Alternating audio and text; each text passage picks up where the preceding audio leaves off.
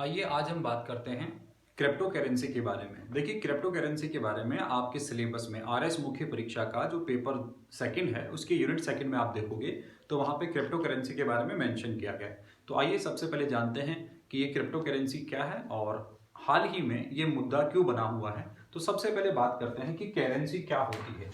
इस बात को समझें कि जो करेंसी है वो होती क्या है, करेंसी क्या होती है। अगर हम अर्थशास्त्र की परिभाषा में देखें कि अर्थशास्त्र में करेंसी किसे कहा गया है, तो अर्थशास्त्र में करेंसी के लिए सिर्फ एक शब्द कहा गया है, वो है money is what money does, what money does.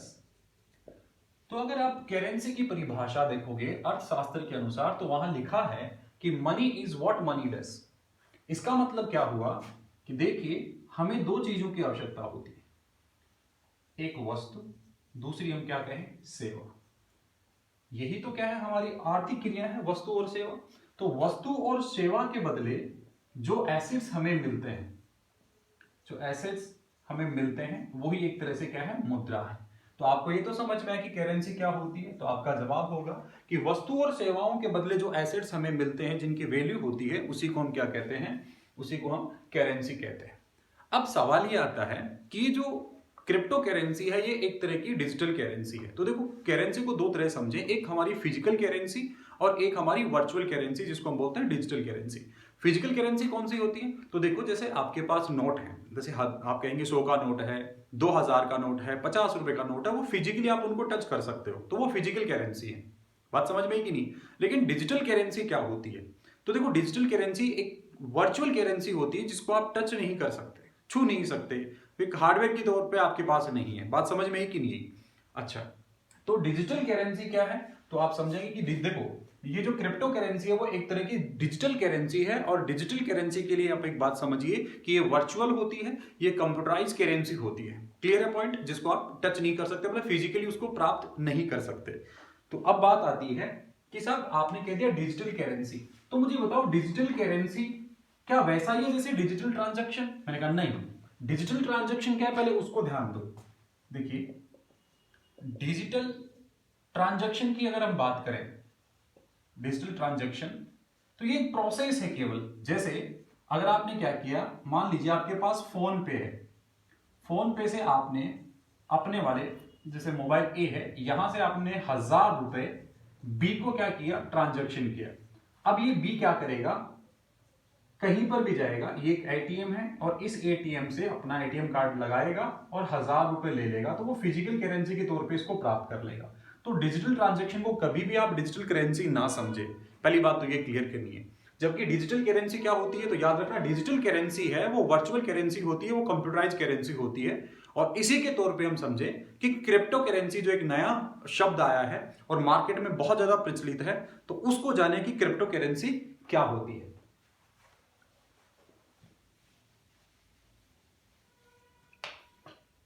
देखिए, बात को अब सबसे पहले हम समझते हैं कि एक करेंसी जो भी होती है ना, उसका मतलब समझना तो ज्यादा समझ में आएगा। करेंसी मतलब मुद्रा, इसके दो ही ऑब्जेक्टिव होते हैं।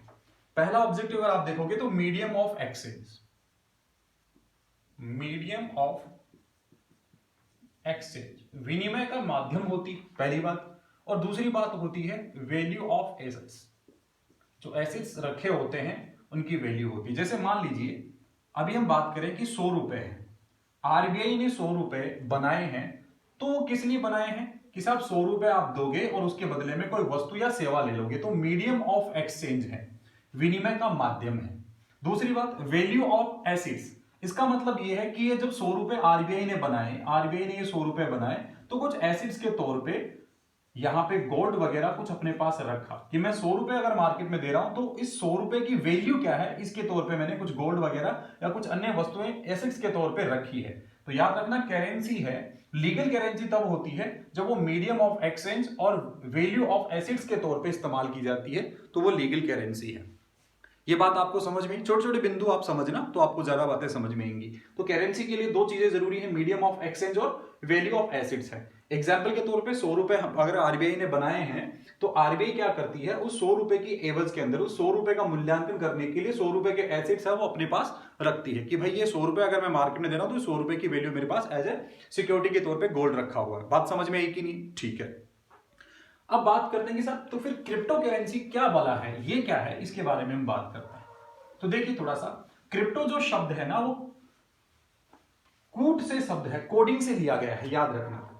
अगर हम बात करें क्रिप्टो करेंसी, तो यहां पे जो क्रिप्टो शब्द है उसका मतलब है कोड या कोडिंग, यू समझे, कोडिंग मतलब कंप्यूटर पर कुछ कूट बना दिए जाएं, कुछ कोड कर दिए जाएं और उनके द्वारा उसकी वैल्यू की जाए, वर्चुअली उसकी वैल्यू की जाए, ठीक है, तो वो क्या है आपकी क्रिप्टो करेंसी। अब क्रिप्टो मतलब कोड के द्वारा इसको क्या किया गया, सुरक्षित किया गया है, सुरक्षित किया गया है।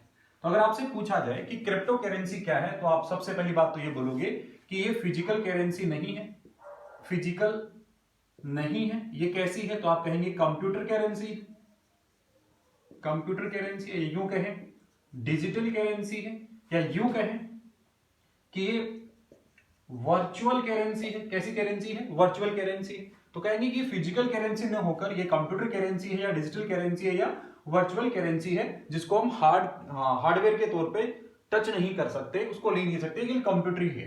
दूसरी बात, इसकी खास बात क्या है कि ये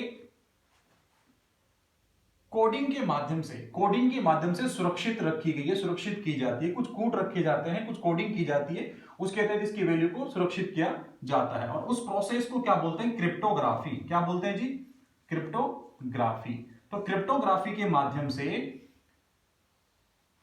संरक्षित वर्चुअल करेंसी है, वही क्या कहलाती है, आपकी क्रिप्टो करेंसी कहलाती है। अब क्रिप्टो करेंसी के एग्जाम्पल के तौर पे बात करें तो दो एग्जाम्पल रख लेना। एक तो आजकल बहुत प्रचलन में है बिटकॉइंस और दूसरा आप कहते हैं इथियम।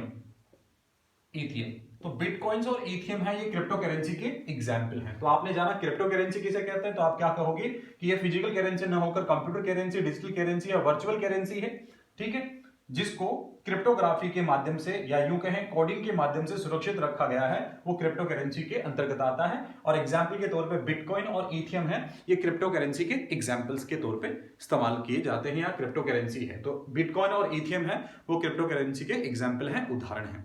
ये बात आपको समझ में यहां पर, ठीक है। अब और कुछ खास बात देखें कि क्रिप्टो करेंसी की और खास बात क्या है। देखिए क्रिप्टो करेंसी का प्रचलन बहुत ज्यादा है। अब प्रचलन होने का कारण है वो क्या क्या है। सबसे पहली बात, क्रिप्टो करेंसी पर किसी भी देश के केंद्रीय बैंक का, सेंट्रल बैंक, केंद्रीय बैंक या यूं कहें गवर्नमेंट या यूं कहें कोई ऑर्गेनाइजेशन, इनका कंट्रोल नहीं होता। सेंट्रल बैंक का, जैसे हमारे भारत देश का जो सेंट्रल बैंक है, हमारा केंद्रीय बैंक है, वो आरबीआई है। तो आरबीआई का इसमें कंट्रोल नहीं रहेगा, भारत सरकार का इस पर कोई कंट्रोल नहीं, या किसी संस्था का भी इस पर कंट्रोल नहीं होता। तो इसकी वजह से ज्यादातर लोग इसका इस्तेमाल करते हैं और इसीलिए आजकल इसका एक नाम और आया है डेमोक्रेटिक करेंसी या लोकतांत्रिक मुद्रा, ठीक है। अब किसी भी सरकार का इस पर कंट्रोल नहीं है तो आप निवेश इस पर बहुत ज्यादा कर पाओगे। आपका कोई रिकॉर्ड नहीं है तो हर कोई व्यक्ति चाहेगा कि मैं मैक्सिमम प्रॉफिट प्राप्त करूं और मुझे सरकार की नजर से भी बचे रहना है, मुझे उस पर किसी तरह का कोई टैक्स वगैरह पूंजी के तौर पे पे नहीं करना पड़े। बात समझ में आई कि नहीं? तो ज्यादातर लोग इसमें इसको निवेश करते हैं और भारत में अगर देखेंगे तो भारत का 7.3% लोग, जो आबादी है भारत की, वो इस पे क्या करती है, अभी निवेश कर रही है। और भारत विश्व में सबसे बड़ा देश बन गया है जो क्रिप्टो करेंसी में क्या कर रहा है, निवेश कर रहा है। बात समझ में आई कि नहीं आपको? तो इस एक तो खास बात ये बताई कि इस पे सेंट्रल बैंक का, गवर्नमेंट का या किसी ऑर्गेनाइजेशन का नियंत्रण नहीं रहता है, अब एक पॉजिटिव पॉइंट के साथ साथ ये नेगेटिव पॉइंट भी है। क्यों नेगेटिव पॉइंट कैसे है कि जब आरबीआई का इस पे कंट्रोल नहीं, जैसे मान लीजिए भारत में है, तो भारत में अगर किसी संस्था, गवर्नमेंट या आरबीआई केंद्रीय बैंक का इस पे कंट्रोल नहीं है तो इसका इस्तेमाल है वो बहुत सी अवैध चीजों में हो सकता है, अवैध परिघटनाओं में इसका इस्तेमाल हो सकता है। ये इसके नेगेटिव पॉइंट है। दूसरी बात अगर यहां से समझे तो वो ये है कि साहब इसकी जो दर है, दर पर नियंत्रण नहीं है। दर पर नियंत्रण नहीं है, क्योंकि अगर आप भारत में देखोगे तो भारत में जो फिक्स्ड इनकम वाले जो लोग हैं, जिनकी आय एक निश्चित आय है, वो ज्यादातर सरकारी जो एसेट्स हैं, सरकारी एसेट्स हैं, उनमें निवेश करने की कोशिश करते हैं। जैसे आप यूं कहें कि आप देखेंगे कि पोस्ट ऑफिस फंड में लोग पैसे लगा देते हैं, इसके अलावा पीएफ ले लेते हैं, बोलो हाँ है ना, या यूं कहें किसान विकास पत्र ये खरीद लेते हैं। तो ज्यादातर जो जिनकी इनकम फिक्स होती है वो लोग क्या करते हैं, सरकारी एसेट्स में अपने पैसे निवेश करते हैं। और अगर आप देखोगे तो जैसे ही सरकार इनकी दरों को कम करती है तो पूरे भारत में बवाल मच जाता है। अब सोचिए वो एक फिक्स दर पे अपना जीवन है वो व्यापन कर रहे हैं, ऐसी कंडीशन में अगर इनकी रेट को कंट्रोल किया जाए, मतलब आपको पता है ना कि ये जो क्रिप्टो करेंसी है वो अचानक कभी गिर जाती है, अचानक बहुत ज्यादा बढ़ जाती है। कुछ लोग ऐसे हैं जो रातों रात अरबपति बन गए, कुछ लोग ऐसे हैं जो कुछ ही दिन में, अभी आप बात करें कि एक वीक पहले की बात कर लें, जब सरकार ने इसके बारे में कहा था कि crypto currency, private crypto currency को बैन किया जाएगा, तो अचानक इसकी वैल्यू गिर गई थी, जिनके करोड़ों के जो एसेट्स थे वो अचानक जीरो लेवल पे आ गए थे। बात समझ में आई कि नहीं? तो ये इसका मतलब इसकी जो विनिमय की दर है वो नियंत्रित नहीं है, इसका मतलब इसमें जोखिम भी बहुत ज्यादा है। प्रॉफिट तो कमा ही सकते हो लेकिन जोखिम भी उतनी ही तेज है। तो इसलिए ये भी हमारे लिए एक चर्चा का विषय बना हुआ है कि इसको कंट्रोल सरकार करे कि नहीं करे। अभी आपने कह दिया कि गवर्नमेंट या सेंट्रल बैंक के द्वारा इसका कंट्रोल नहीं होता है, प्राइवेट हर व्यक्ति के कोडिंग के माध्यम से इसका कंट्रोल होता है, उसी के माध्यम से इसकी वैल्यू लगाई जाती है, जिसके माध्यम से ट्रेड किया जा सकता है। तो ये तमाम चीजें होने की वजह से, तो इसके पॉजिटिव पॉइंट और नेगेटिव पॉइंट आपको ध्यान में रखने हैं। अब सवाल ये उठता है कि क्रिप्टो करेंसी पर सरकार का नियंत्रण होना चाहिए कि नहीं होना चाहिए। भारत की इतनी बड़ी आबादी अगर क्रिप्टो करेंसी में निवेश कर रही है तो क्या सरकार को इस पर कंट्रोल रखना चाहिए कि नहीं रखना चाहिए, ये एक मुद्दा हमारे सामने यहां पर आ जाता है। ठीक है, तो देखिए अगर हम बात करें तो थोड़ा सा मैं आपको पीछे लेके चलता हूं। इसके लिए आप जानिए, अगर मैं भारत की बात करूं, भारत में अगर कोई लोग क्रिप्टो करेंसी इस्तेमाल कर रहे हैं तो भारत में आप देखेंगे लगभग 10 करोड़ लोग, 10 करोड़ लोग जो भारत की आबादी का यूं कहें कि 7.3% आबादी है, ये अभी क्रिप्टो करेंसी में निवेश कर रही है। अब भारत के 10 करोड़ लोग अगर इसमें निवेश कर रहे हैं तो क्या सरकार को इसमें दखल देना चाहिए कि नहीं देना चाहिए, ये हमारे लिए एक चुनौती बनी हुई है। अब देखें, उससे पहले इसकी जोखिम को देखें, इसकी जोखिम को देखते हुए तो चीन ने इसे क्या कर दिया है, प्रतिबंधित कर दिया है, प्रतिबंधित कर दिया है। चीन में ये क्या है, बैन है। बात करें यूएसए की, यूएसए ने इसे कहा कि आप इसे केवल ट्रेड कर सकते हो, ट्रेड प्रॉपर्टी के तौर पे इस्तेमाल होगी, कि एक ट्रेड प्रॉपर्टी के तौर पे इस्तेमाल करोगे। तो और इसके अलावा अगर बात करें क्यूबा और एक देश और है जिसका नाम है सिल्वाडोर, ये दो देश हैं क्यूबा और सिल्वाडोर, इसने इसे लीगल टेंडर कह दिया। लीगल टेंडर के तौर पे अगर आपसे सवाल पूछा जाए कि लीगल टेंडर के तौर पे क्रिप्टो करेंसी को वैधता देने वाले दो देश कौन से हैं, तो आप कहेंगे क्यूबा और सिल्वाडोर।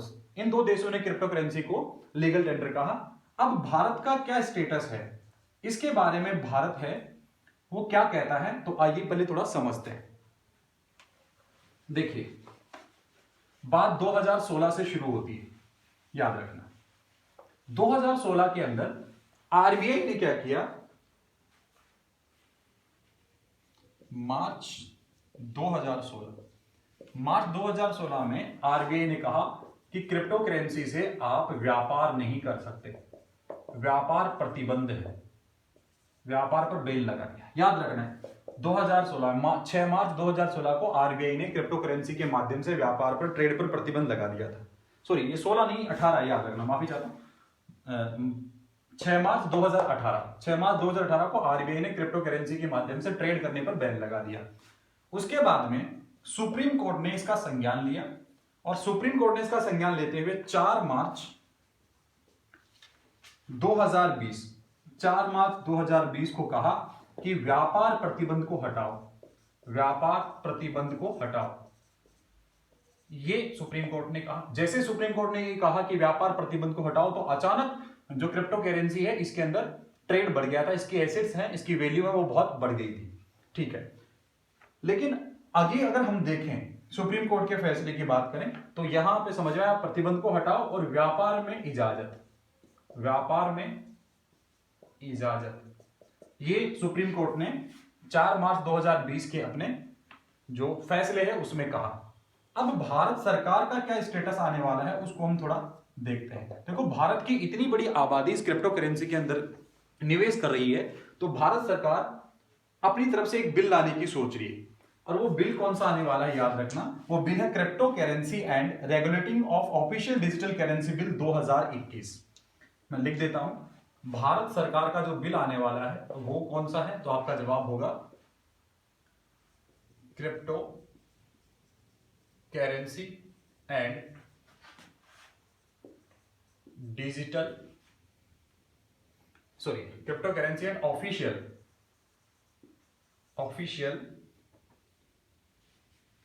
क्रिप्टो करेंसी एंड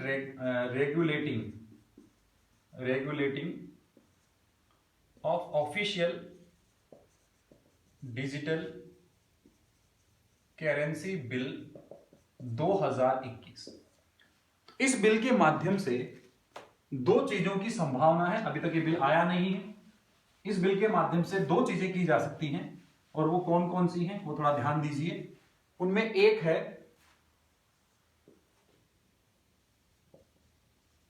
प्राइवेट जो क्रिप्टो करेंसी है, क्रिप्टो करेंसी पर प्रतिबंध, प्राइवेट क्रिप्टो करेंसी पर प्रतिबंध। दूसरा, आरबीआई को डिजिटल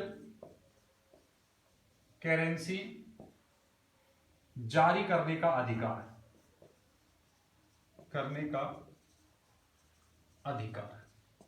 ये आपको थोड़ी सी बात समझनी है कि जो crypto currency and regulating of official digital currency bill 2021 है, इसके माध्यम से भारत सरकार दो काम करने वाली है।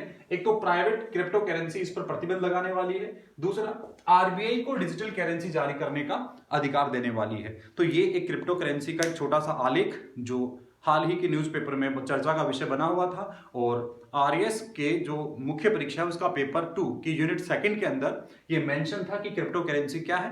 तो इसके बारे में मैंने आपको एक छोटा सा लेक्चर प्रोवाइड कराया। मैं उम्मीद करता हूं आप लोगों को ये पसंद आया होगा। इसे शेयर जरूर कीजिएगा, और पसंद आया तो लाइक जरूर करें। चैनल पे नए तो सब्सक्राइब करें। धन्यवाद।